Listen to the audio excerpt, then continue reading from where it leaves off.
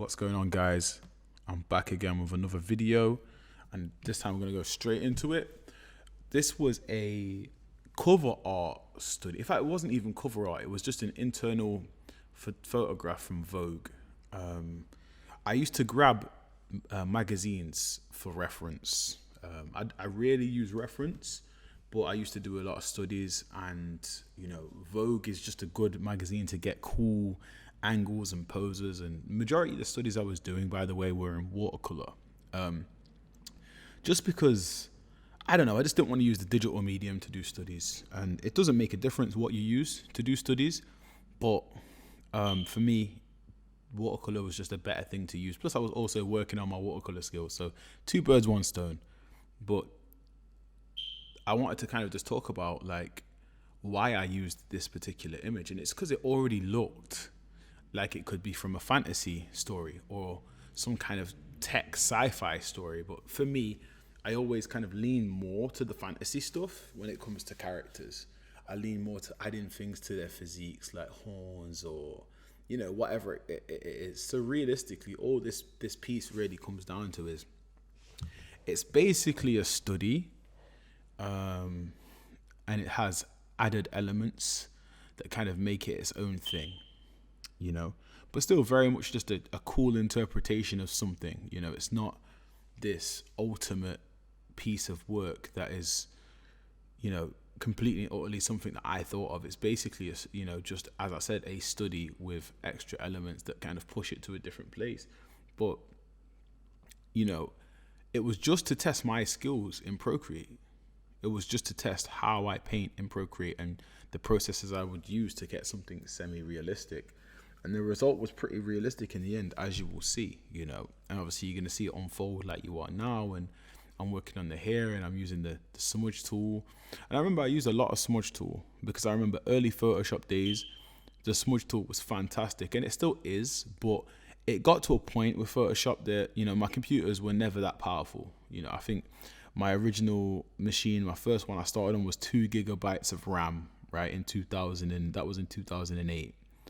And it was 2 gigabytes. It was a Dell Inspiron 1720. So it was the one up from the standard Dell Inspiron, and it was just and these were running Windows Vista. I remember these computers, and I was very proud of this machine, but the smudge tool was always problematic at certain canvas sizes. Procreate, the smudge tool works perfectly regardless. There is never any lag.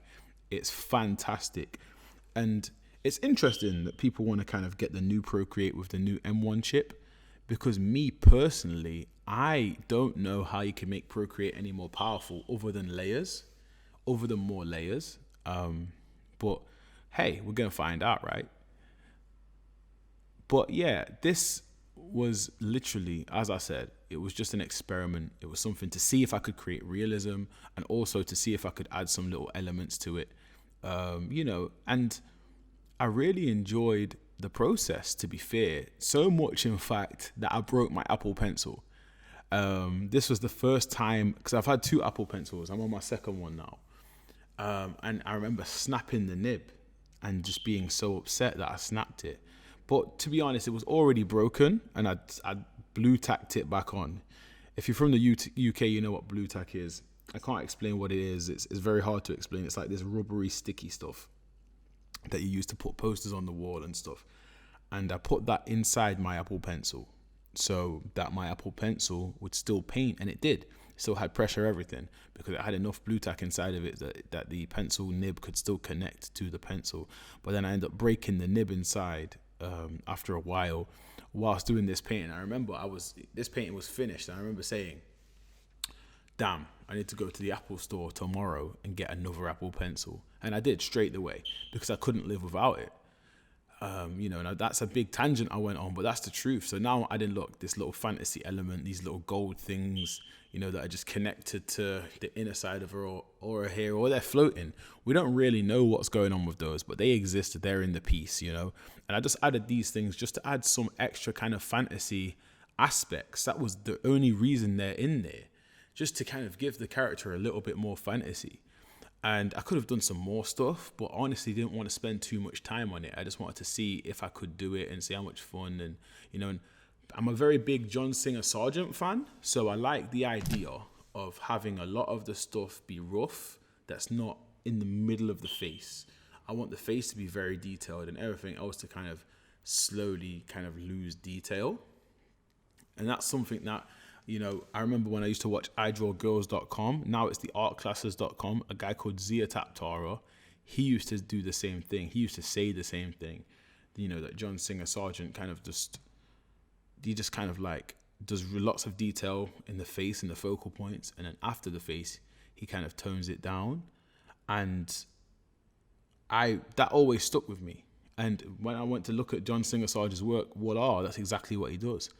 And you guys should look him up. John Singer Sargent, fantastic, one of the greatest artists to ever live. And apparently he was a real showman when he painted. But anyway, guys, that is the end of the video. Thank you for watching. Peace.